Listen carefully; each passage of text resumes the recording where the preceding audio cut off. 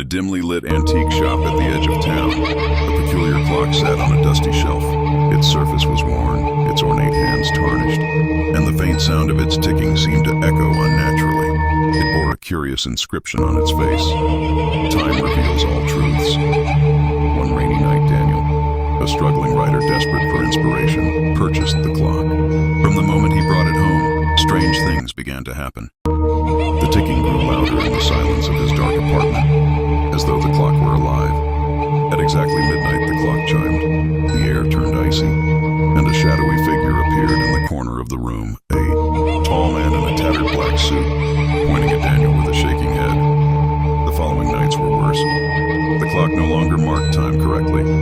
Its hands twisted erratically, spelling out cryptic symbols and incomprehensible words. Each time it chimed, a new apparition emerged. A pale-faced boy crawled from the shadows, leaving a trail of blood and laughter that sent chills down Daniel's spine.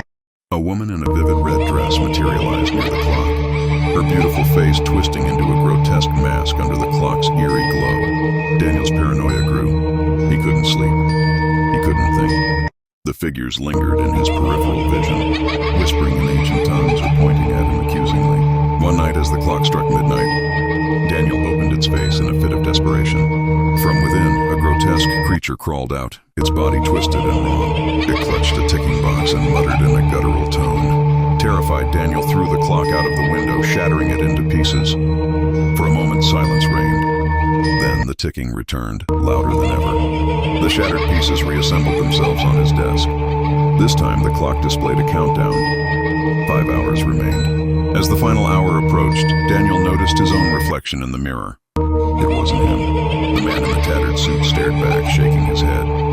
When the countdown reached 0, the clock emitted a blinding red light, and Daniel vanished. Days later, the antique shop owner found the clock sitting neatly on her shelf, its inscription gleaming. A new customer entered, drawn by its mysterious allure.